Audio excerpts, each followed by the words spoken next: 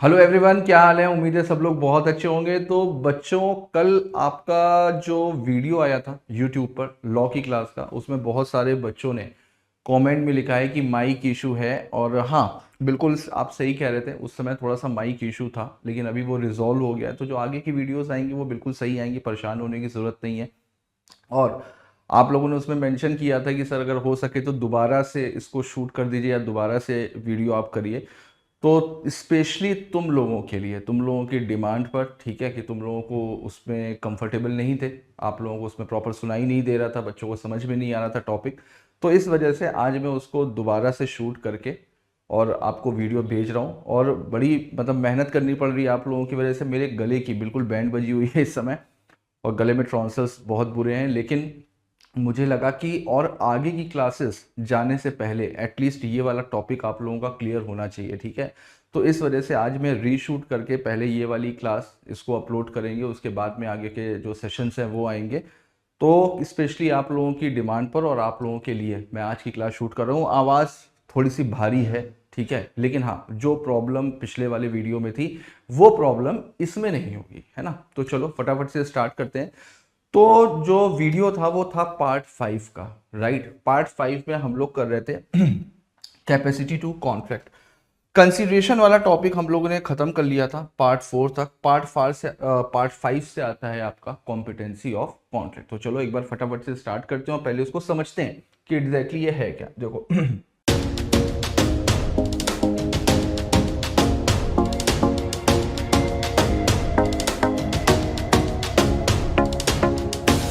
Next आता है consideration के बाद जो टॉपिक आता है बेटा, वो आता है capacity to contract. Capacity to contract यानी कि कौन कौन से लोग कॉन्ट्रैक्ट में एंटर करने के लिए कैपेबल होते हैं। कैपेसिटी टू कॉन्ट्रैक्ट, कौन कौन से लोग कॉन्ट्रैक्ट में एंटर करने के लिए कैपेबल होते हैं। तो बेसिकली 3 क्वालिफिकेशन, आप कह लो कि 3 तरीके की क्वालिफिकेशंस दी गई हैं। सबसे पहले मेजर होना चाहिए। मेजर का मतलब माइनर नहीं होना चाहिए। साउंड माइंड का होना चाहिए। और तीसरा है not disqualified by law. Not disqualified by law. तो बेसिकली अगर कॉन्ट्रैक्ट में एंटर करने का एलिजिबिलिटी क्राइटेरिया देखा जाए, या आप ये भी बोल सकते हो क्वालिफिकेशन देखा जाए, या कौन कौन से लोग कैपेबल हैं कॉन्ट्रैक्ट में एंटर करने के लिए, तो 3 क्वालिफिकेशन है। मेजर होना चाहिए यानी कि माइनर नहीं होना चाहिए।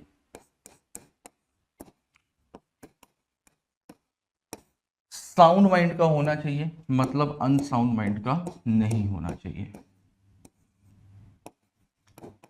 और तीसरा डिस्क्वालिफाइड बाय लॉ नहीं होना चाहिए, ठीक। तो सबसे पहले हम लोग उठाते हैं माइनर वाले पोर्शन को, एक बार फटाफट से देखेंगे। तो सबसे पहले तो ये देखते हैं कि माइनर का मतलब क्या होता है। माइनर का मतलब क्या होता है? माइनर का मतलब होता है बिलो 18 ईयर। माइनर का मतलब क्या हुआ? Below 18 years.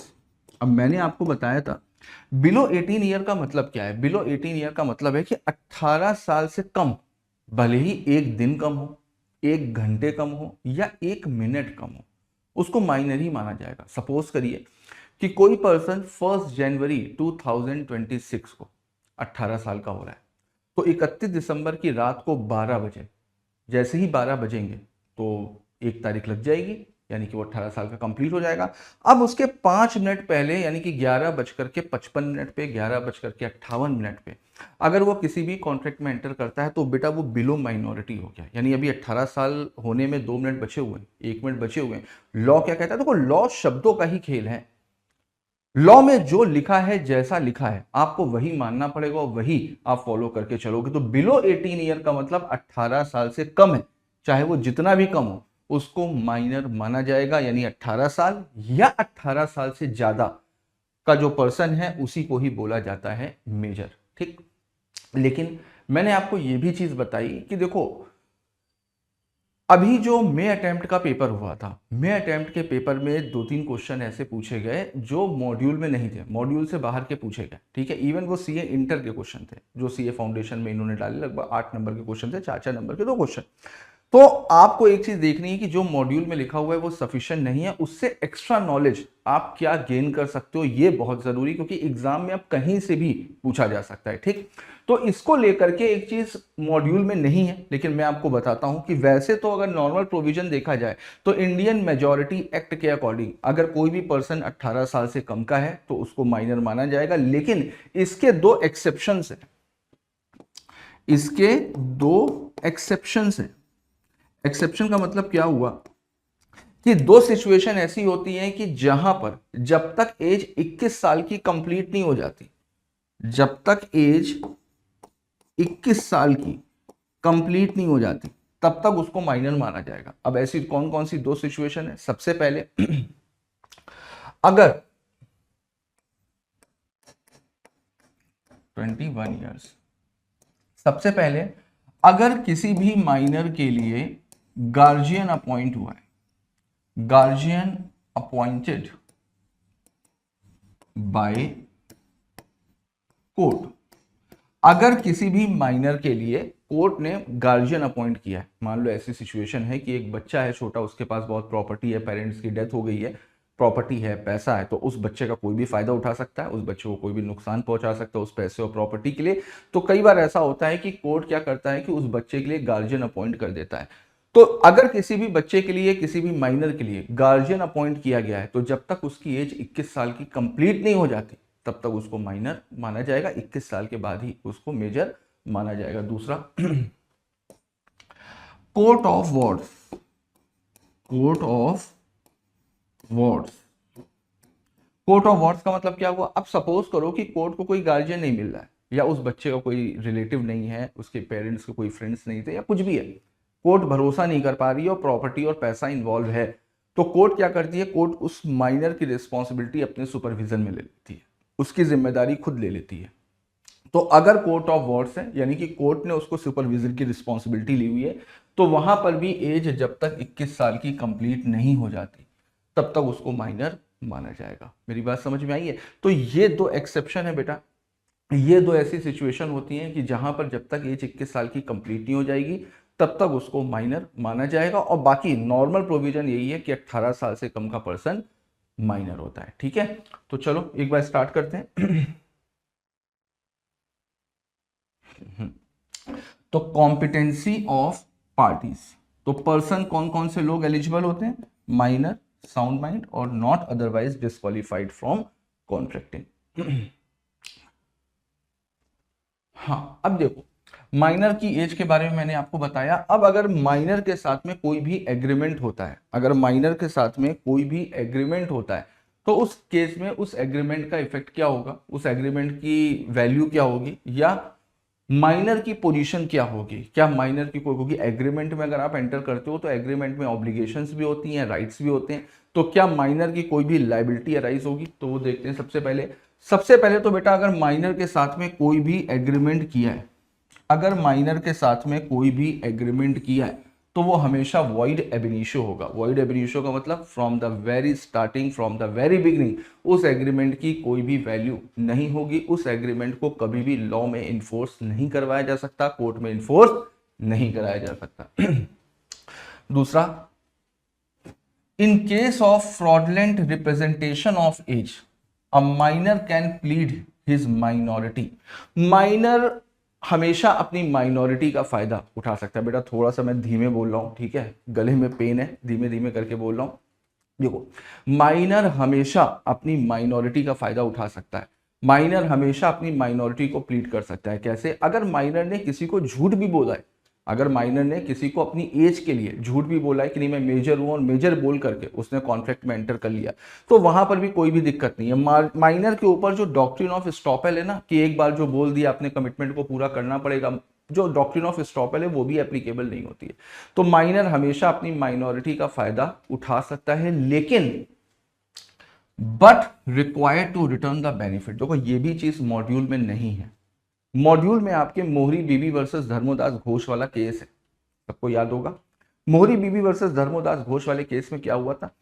वहां पर मोहरी बीबी ने एग्रीमेंट किया धर्मोदास घोष के साथ में, प्रॉपर्टी को मॉर्गेज किया, कोर्ट ने मॉर्गेज कॉन्ट्रैक्ट को वॉइड कर दिया और धर्मोदास घोष के लिए बोला कि वहां पर मोहरी बीबी को जो प्रॉपर्टी है वो धर्मोदास घोष को वापस करनी पड़ेगी।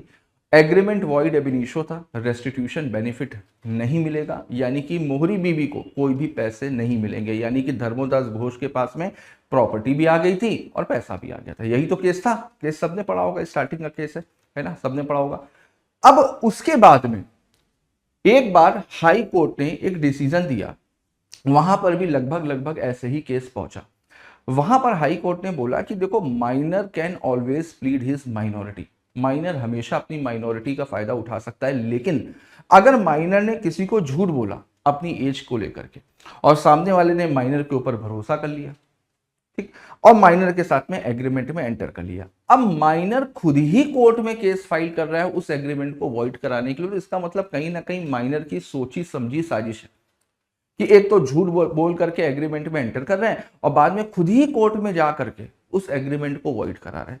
तो भाई वहां पर यह चीज बोली गई कि अगर माइनर ने झूठ बोल करके किसी भी एग्रीमेंट में एंटर किया है तो चलो कोई बात नहीं, माइनर को सजा तो हो नहीं सकती, कर सकता है, लेकिन माइनर ने उस एग्रीमेंट से कोई भी बेनिफिट लिया है तो वो उसको वापस करना पड़ेगा, अगर माइनर खुद ही केस फाइल कर रहा है।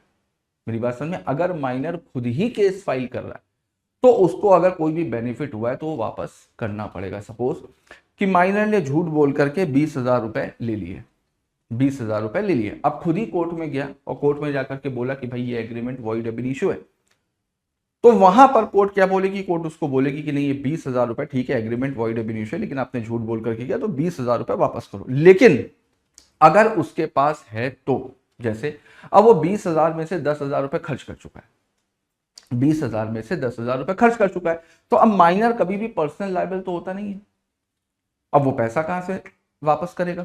तो उस केस में उसने 10,000 रुपए जो खर्च कर दिए वो तो खर्च हो गए, लेकिन जो 10,000 रुपए उसके पास बचा हुआ है ना बेटा, वो उसको वापस करना पड़ेगा। मेरी बात समझ में आ रही है? तो अगर माइनर के पास में वो जो बेनिफिट्स हैं वो हैं तो उसको वो बेनिफिट्स वापस करने पड़ेंगे। ये एक्ट में नहीं लिखा हुआ है, ये कोर्ट का डिसीजन था, और आज की डेट में भी अगर ऐसा होता है तो प्रायोरिटी इसको दी जाएगी। आपके मॉड्यूल में मोहरी बीबी वर्सेस धर्मोदास घोष है, उसके अलावा उसमें कुछ भी नहीं है, लेकिन इस वाले पॉइंट को याद रखना, जैसा कि मैंने बोला कि एक दो प्रोविजन है जो अलग से हैं, वो आपको पढ़ने चाहिए, हो सकता है एग्जाम में उससे रिलेटेड क्वेश्चन पूछ लिया जाए। ठीक है, चलो आगे देखो। अब देखो, माइनर पार्टनरशिप में तो एंटर कर नहीं सकता, क्योंकि पार्टनरशिप में एंटर करने के लिए पार्टनरशिप डीड में आपको साइन करना होगा, कॉन्ट्रेक्चुअल कैपेसिटी होती है। तो minor can never become a partner in partnership firm, but he can admitted a benefits in a firm. वो माइनर कभी भी पार्टनरशिप में पार्टनर नहीं बन सकता, लेकिन पार्टनरशिप में बेनिफिशियरी हो सकता है, वो पार्टनरशिप के बेनिफिट्स ले सकता है। No estoppel to plead on minority, ये भी चीज मैंने आपको बताई कि डॉक्ट्रिन ऑफ स्टॉपेल जो है वो माइनर के ऊपर एप्लीकेबल नहीं होती, यानी माइनर ने अगर झूठ बोल भी दिया तो ऐसा नहीं कि उसको अपनी बात पूरी करनी पड़ेगी। No ratification on attaining majority, बिल्कुल, अब माइनर ने जो भी एग्रीमेंट किया है वो पूरी तरीके से वॉइड है, वॉइड एब इनिशियो है, आप उसको रेटिफाई नहीं कर सकते इवन आफ्टर अटेनिंग मेजॉरिटी। यानी कि अगर माइनर ने माइनॉरिटी के समय में कोई भी एग्रीमेंट किया है, ठीक है, अब वो मेजर हो गया, अब मेजर हो गया तो कह रहा है कि चलो पुराने वाले एग्रीमेंट को हम रेटिफाई कर देते, नहीं कर सकते। जो चीज एक बार, और ये तो माइनर के केस में क्या, ये तो एक नॉर्मल, एक आप हमेशा याद रखो नॉलेज के पॉइंट ऑफ व्यू से, अगर कोई भी चीज एक बार वॉइड हो गई तो फिर वो खत्म है। वॉइड का मतलब ही होता है खत्म, वो खत्म। अब माइनर अगर मेजर हो गया उसके बाद उसको रेटिफाई नहीं कर सकता। हाँ, माइनर जब मेजर हो गया है, अब उसकी कॉन्ट्रेक्चुअल कैपेसिटी हो गई है, अब वो नए कॉन्ट्रैक्ट में एंटर कर सकता है, लेकिन वहां पर कंसीडरेशन भी नहीं होनी चाहिए। यानी कि मेरा मतलब समझ में आया? माइनर ने कोई कंडक्ट या कोई काम माइनॉरिटी के समय में किया, अब माइनर जब मेजर हो रहा है तो उसी काम को लेकर के एक नया कॉन्ट्रैक्ट बना रहा है, अब तो मेजर हो गए, नहीं, बिल्कुल नहीं कर सकते।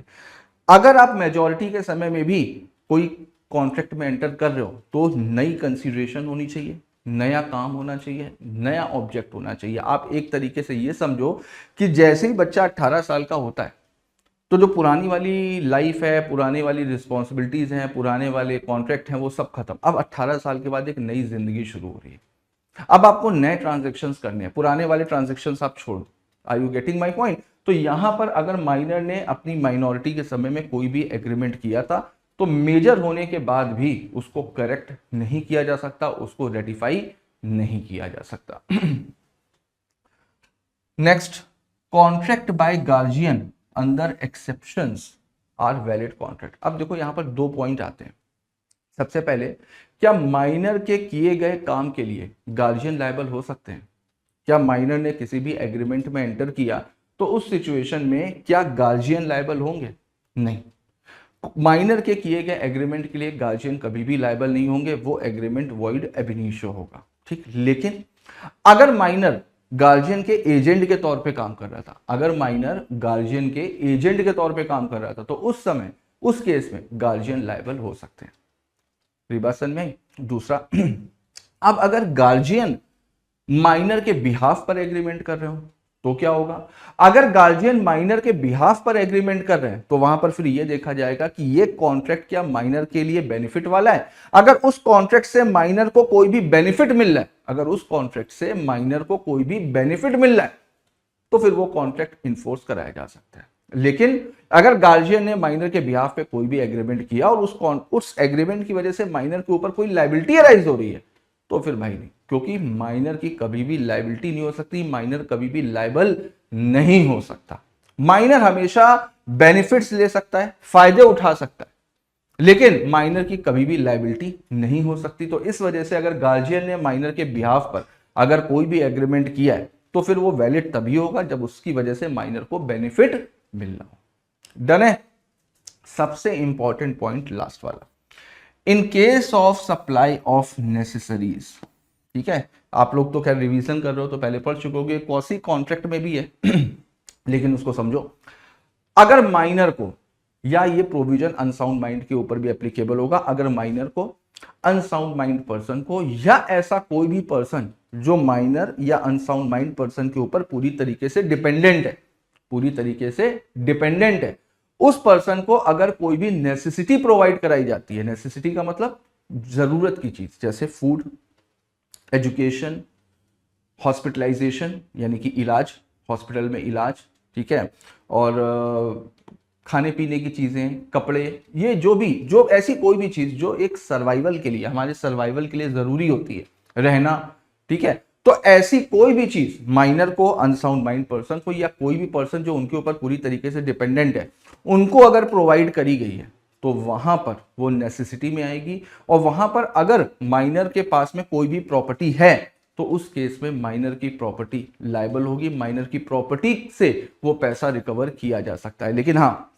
अगर माइनर के पास में प्रॉपर्टी नहीं है तो फिर माइनर की कभी भी पर्सनल लायबिलिटी अराइज नहीं होगी। इसमें एक चीज ध्यान रखने वाली है, नेसेसिटी का मतलब, नेसेसिटी कोई भी आप प्रिविलेज दे रहे हो, कोई भी आप ऐशो आराम की चीजें दे रहे हो, वो सब चीजें नेसेसिटी में नहीं आती। नेसेसिटी का मतलब, नेसेसिटी जरूरत की ही चीज होनी चाहिए। अगर जरूरत की चीज नहीं, आप उसको एक्स्ट्रा प्रिविलेज दे रहे हो, मॉल में जाकर के डेली शॉपिंग करा रहे हो, 5 स्टार होटल में डिनर करा रहे हो, लंच करा रहे हो, डेली मूवी दिखाने के लिए ले जा रहे हो ना, ये सब कुछ नहीं, ये सब कुछ नहीं। नेसेसिटी का मतलब नेसेसिटी। दूसरा, अब नेसेसिटी की कोई डेफिनेशन तो है नहीं भाई, जरूरत तो हर एक इंसान की अलग अलग होती है। तो एक लाइन लिखी हुई है, एक शब्द लिखा हुआ है इंडियन कॉन्ट्रैक्ट में, क्या? स्टेटस। जरूरत की चीज को हम स्टेटस से कंपेयर करेंगे। अब जैसे सोचो, एक 2-10 साल के बच्चे, 2-10 साल के बच्चे हैं, एक बच्चा बहुत गरीब घर का है जो सड़क के किनारे रहता है, ठीक, और एक 10 साल का बच्चा है जो करोड़पति है, उसके पेरेंट्स करोड़पति है। तो अब दोनों की जरूरतों में फर्क होगा ना। जो 10 साल का गरीब बच्चा होगा उसको आप एक 10 रुपए वाली डेयरी मिल्क दे दोगे ना तो वो बड़ा खुश हो जाएगा। लेकिन जो करोड़पति है 10 साल की एज में, उसको आप 10 रुपए वाली डेयरी मिल्क दे दोगे तो वो अपने सर्वेंट को दे देगा या अपने डॉगी को खिला देगा।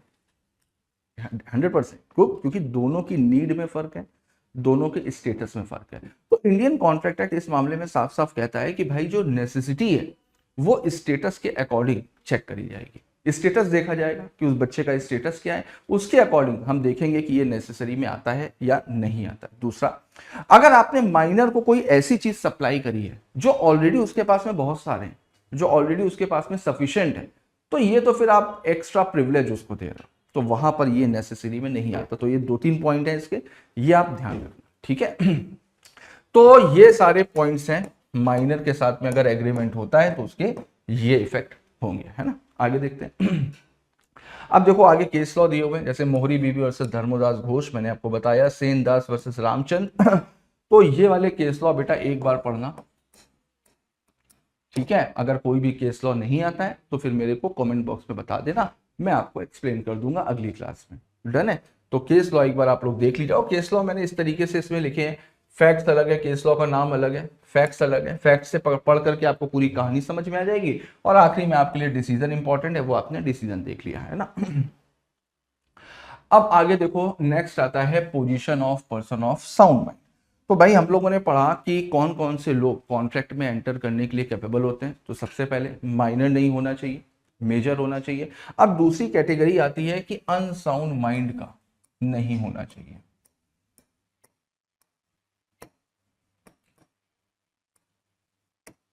अनसाउंड माइंड का नहीं होना चाहिए। अब अनसाउंड माइंड का क्यों नहीं होना चाहिए? देखो, जब भी आप किसी भी कॉन्ट्रैक्ट में एंटर करते हो ना, तो वहां पर दो चीजें होंगी 100%। कुछ अधिकार आपको मिलेंगे और कुछ ऑब्लिगेशंस अराइज होंगी, कुछ लायबिलिटीज होंगी। जब किसी भी कॉन्ट्रैक्ट में एंटर करने के बाद में हमें अधिकार ज्यादा मिलते हैं और लेकिन ऑब्लिगेशंस कम होती हैं हमारे अकॉर्डिंग, तो इसका मतलब we are in profitable situation. हम उस कॉन्ट्रैक्ट में एंटर करने के बाद में प्रॉफिटेबल सिचुएशन में हैं, उस कॉन्ट्रैक्ट की वजह से हमें फायदा हो रहा है। लेकिन एक आदमी जो इस बात को जज नहीं कर सकता, एक आदमी जो इस चीज का आइडिया नहीं लगा सकता कि इस कॉन्ट्रैक्ट में एंटर करना उसके लिए फायदेमंद है या नुकसानदायक है, तो फिर भाई ऐसे पर्सन का तो कोई भी आदमी फायदा उठा सकता है। तो इस वजह से अनसाउंड माइंड जो मेंटली डिस्टर्ब्ड है, तो वो बिल्कुल इस बात को जज नहीं कर सकते कि इस कॉन्ट्रैक्ट में एंटर करना उसके लिए फायदेमंद है या नुकसानदायक है। तो इस वजह से अनसाउंड माइंड पर्सन को बाहर रखा गया है कि अगर अनसाउंड माइंड पर्सन के साथ में भी कोई भी एग्रीमेंट होता है तो वो भी हमेशा क्या होगा? वॉइड एब इनिशियो। वो भी क्या होगा? वॉइड एब इनिशियो, है ना। अब अनसाउंड माइंड पर्सन, इसको 3 कैटेगरी में डिवाइड किया गया इंडियन कॉन्ट्रैक्ट एक्ट में। एक idiot, lunatic, drunken and intoxicated person.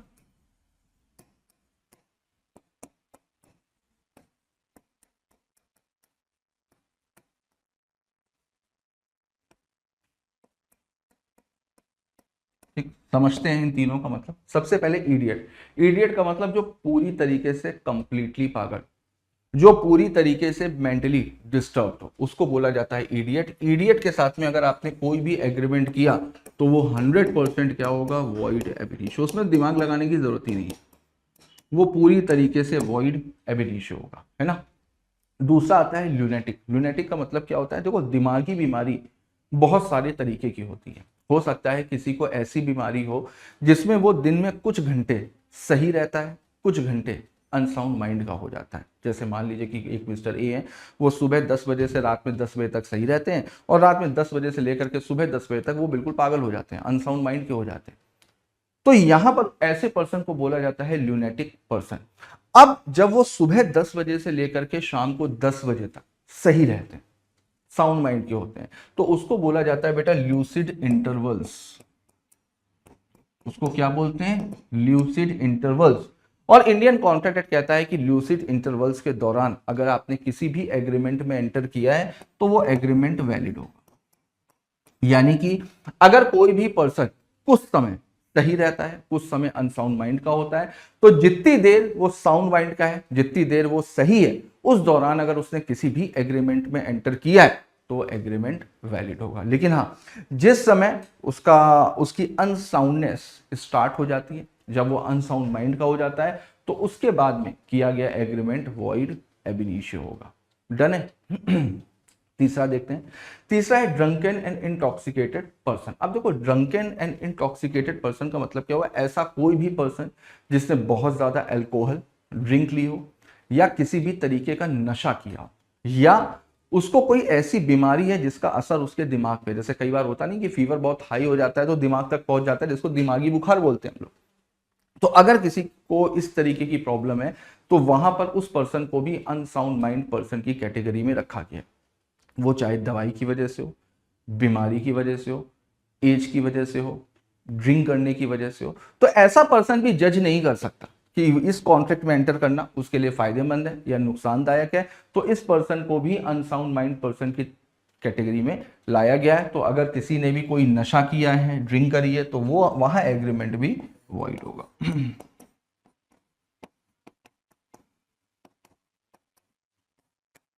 Done है ना। देखते हैं एक बार थ्योरी।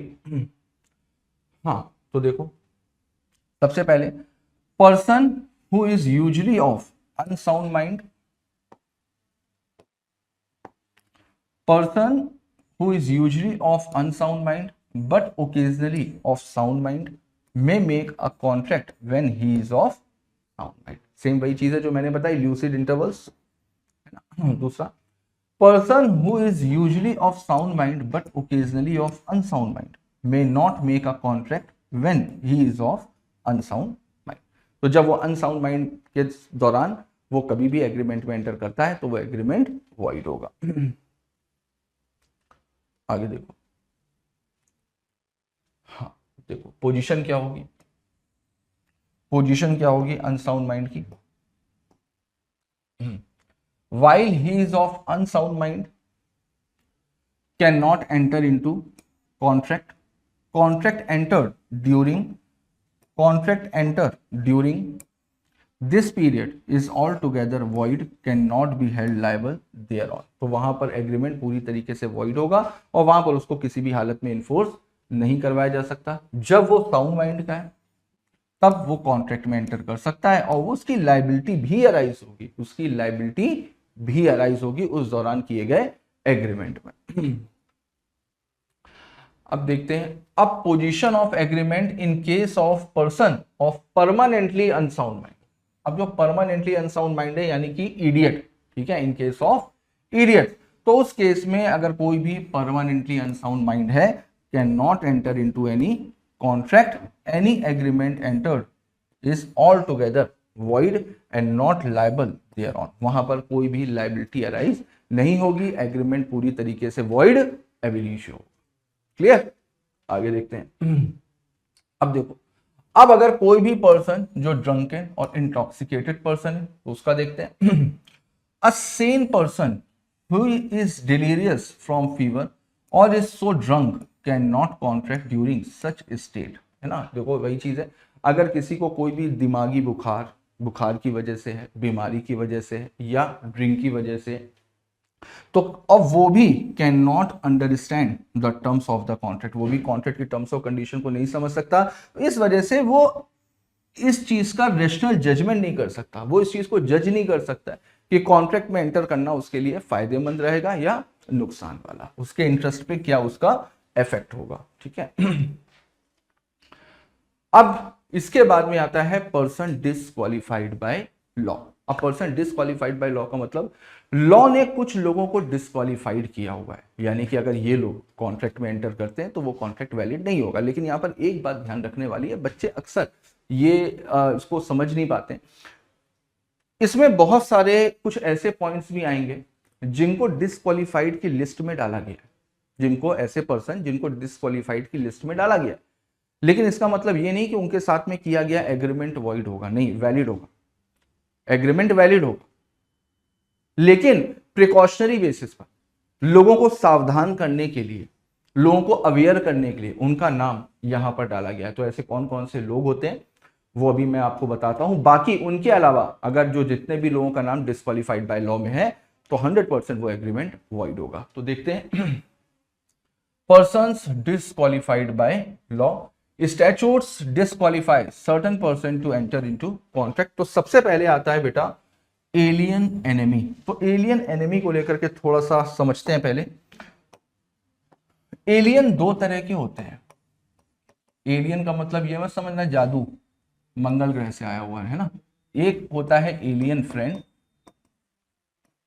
और एक होता है एलियन एनिमी। एलियन फ्रेंड का मतलब क्या हुआ? एलियन फ्रेंड का मतलब हुआ ऐसे देश का नागरिक, ऐसे देश का सिटीजन जिस देश के साथ में हमारे फ्रेंडली रिलेशन है, अच्छे रिलेशन, मजबूत रिलेशन, उस देश का हर सिटीजन हमारे लिए क्या होगा? Alien friend. और ऐसा कोई भी देश जिसके साथ में हमारी वॉर चल रही हो, वॉर का मतलब यहां पर छुटपुट लड़ाई नहीं है कि हमारे एक सैनिक ने सामने वाले देश के सैनिक को एक थप्पड़ मार दिया, धक्का दे दिया, नहीं। वॉर का मतलब declared by president of India, यानी जिस देश के साथ में हमारी वॉर चल रही हो, जिसको प्रेसिडेंट ऑफ इंडिया ने डिक्लेयर किया है कि हाँ भाई वॉर स्टार्ट है, ठीक है, उस दौरान उस देश के जितने भी सिटीजन्स हैं, उस देश के जितनी भी कंपनीज हैं, वो सब हमारे देश के लोगों के लिए क्या होंगी? एलियन एनिमी होगी। मेरी बात समझ में आई? तो ये हो गए दुश्मन देश के लोग, और ये हो गए जिनके साथ में हमारे रिलेशंस अच्छे हैं, जो फ्रेंड कंट्रीज हैं, है ना।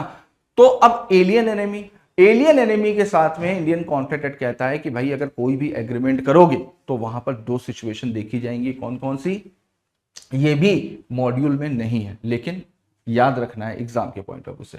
अगर आप एलियन एनिमी के साथ में किसी भी एग्रीमेंट में एंटर करते हो तो वहां पर दो सिचुएशंस क्रिएट हो सकती हैं। सबसे पहले वहां पर यह देखना पड़ेगा कि जो एग्रीमेंट बना है वो वॉर के पहले बना है या ड्यूरिंग द वॉर बना है। जब वॉर हुई उसके पहले ही एग्रीमेंट बन चुका था, या जब वॉर चल रही है तब एग्रीमेंट बना है। तो भाई जब वॉर चल रही है उस दौरान अगर आप किसी भी एग्रीमेंट में एंटर करते हो तो 100% वॉइड एब इनिशियो होगा, और इवन इसको पब्लिक पॉलिसी के अगेंस्ट में भी माना गया है। या दुश्मन देश को सपोर्ट करोगे तो फिर कैसे देशभक्त कहलाओगे? मेरी बात समझ में आ रही ना। तो जिस समय वॉर चल रही है उस दौरान अगर आपने एग्रीमेंट किया है तो वो पूरी तरीके से वॉइड एब इनिशियो होगा। दूसरा, बिफोर द वॉर आपने एग्रीमेंट में एंटर कर लिया, हमें सपने में थोड़ी ना आ रहा था कि वॉर छिड़ जाएगी, अचानक से वॉर छिड़ गई, तो वहां पर बेटा क्या होगा? वहां पर एग्रीमेंट सस्पेंड हो जाएगा। अब सस्पेंड और वॉइड में फर्क है। वॉइड का मतलब खत्म, अभी मैंने बताया ना, जो चीज एक बार वॉइड हो गई वो खत्म, उसकी डेथ हो गई, उसका अंतिम संस्कार हो गया, खत्म, अब वो दोबारा से नहीं आ सकती। लेकिन सस्पेंड का मतलब कुछ समय के लिए, कुछ समय के लिए उस एग्रीमेंट को सस्पेंड कर दिया जाएगा, हमेशा के लिए नहीं होगा। यानी इसको रिवाइव किया जा सकता है, इसको दोबारा से रिन्यू किया जा सकता है। तो अगर बिफोर द वॉर कोई भी एग्रीमेंट होता है तो वो वॉइड नहीं होगा, वो सस्पेंड होगा। यानी कि जब वॉर ओवर हो जाएगी, जब वॉर ओवर हो जाएगी तो दोनों पार्टीज के ऊपर डिपेंड करता है, अगर वो चाहें तो उसको कंटिन्यू कर सकती हैं, can continue after the war. मेरी बात समझ में आई? ठीक है, तो ये एलियन एनिमी के रिगार्डिंग रूल्स हैं। ठीक है, ये सारे रूल्स मॉड्यूल में नहीं दिए हुए हैं, मॉड्यूल में एक ही पेज में सब कुछ खत्म कर दिया गया है, लेकिन थोड़ा सा हम एक्स्ट्रा पढ़ लेंगे तो एग्जाम की तैयारी तो अच्छे से हो जाएगी ना, कोई दिक्कत वाली बात नहीं है। आगे देखते हैं।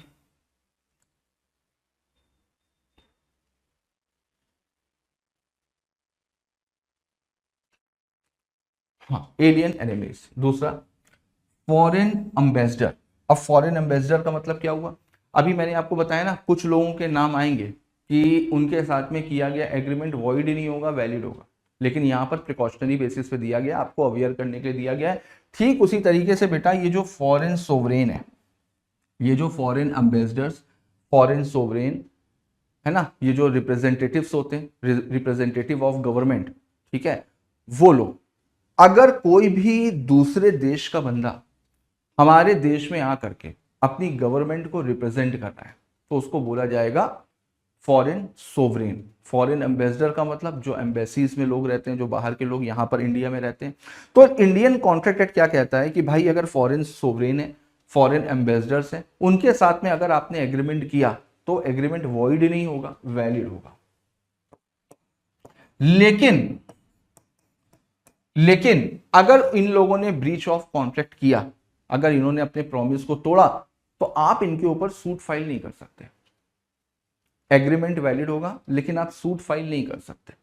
हाँ, लेकिन अगर आपने ब्रीच किया तो वो आपके ऊपर सूट फाइल कर सकता है, वो आपके ऊपर सूट फाइल कर सकता है। आप केवल दो ही सिचुएशन में सूट फाइल कर सकते हो इनके ऊपर।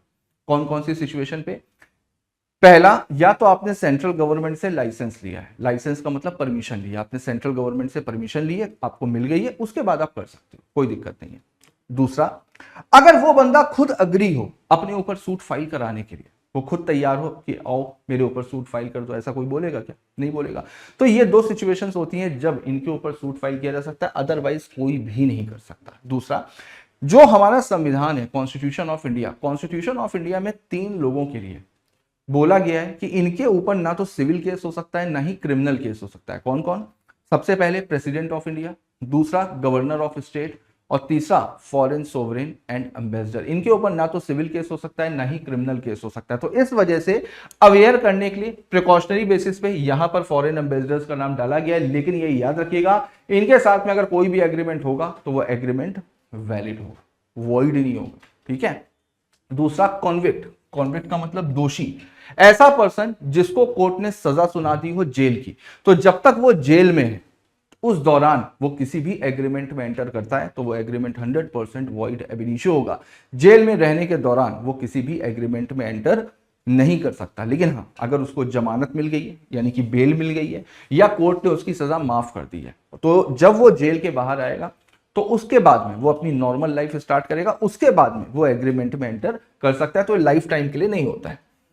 नेक्स्ट, इंसॉल्वेंट, इंसॉल्वेंट का मतलब ऐसा कोई भी पर्सन जिसको कोर्ट ने इंसॉल्वेंट डिक्लेयर किया हो, यानी एडजुडिकेटेड इंसॉल्वेंट, ऐसा कोई भी पर्सन जिसको कोर्ट ने इंसॉल्वेंट डिक्लेयर किया हो और अभी तक उसकी इंसॉल्वेंसी को डिस्चार्ज नहीं किया गया है, तो जब तक वो इंसॉल्वेंट है उस दौरान वो किसी भी एग्रीमेंट में एंटर नहीं कर सकता। नेक्स्ट, कॉर्पोरेशंस, इसी के बारे में बताया था। कॉर्पोरेशन का मतलब कंपनी मान लो। अब ठीक इसी तरीके से अगर आप कंपनी के साथ में एग्रीमेंट करते हो तो जरूरी नहीं कि वो वाइड हो, वैलिड भी हो सकता है। भाई कंपनी एक सेपरेट लीगल एंटिटी है, आर्टिफिशियल पर्सन है, कॉन्ट्रेक्चुअल कैपेसिटी है, लेकिन अगर कंपनी के साथ में आप कोई भी एग्रीमेंट कर रहे हो तो ये आपकी ड्यूटी होती है कि आप कंपनी के मेमोरेंडम ऑफ एसोसिएशन और आर्टिकल ऑफ एसोसिएशन को पढ़ने के बाद में आप एग्रीमेंट करो। क्यों? क्योंकि अगर आपने मेमोरेंडम नहीं पढ़ा और कंपनी ने बियॉन्ड द पावर, अपनी पावर के बाहर जाकर के एग्रीमेंट किया, तो फिर वहां पर क्या होगा?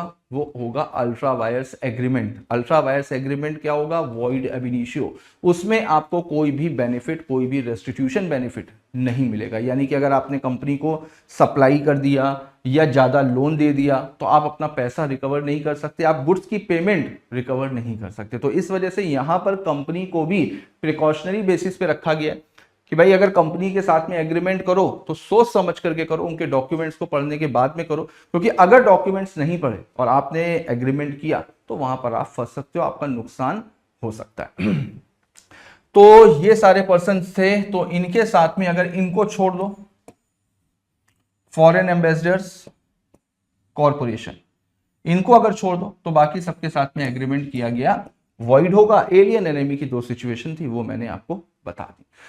तो यहां तक था हमारा कैपेसिटी टू कॉन्ट्रैक्ट कि कौन कौन से लोग कॉन्ट्रैक्ट में एंटर करने के लिए कैपेबल होते हैं। इसके बाद में फ्री कॉन्सेंट वाला टॉपिक आएगा। फ्री कॉन्सेंट वाली क्लास आज आनी थी, लेकिन आज कल वाले वीडियो के चक्कर में, तो फ्री कॉन्सेंट अभी कल आएगा और आज कैपेसिटी टू कॉन्ट्रैक्ट। और उम्मीद है कि आज की वीडियो से आपको फायदा मिलेगा, क्योंकि मैंने भी बड़ी तकलीफ उठा करके केवल आप लोगों के प्यार की वजह से आज की वीडियो शूट करी है। ठीक है, आप लोगों को किसी भी तरीके की दिक्कत नहीं होनी चाहिए। क्यों?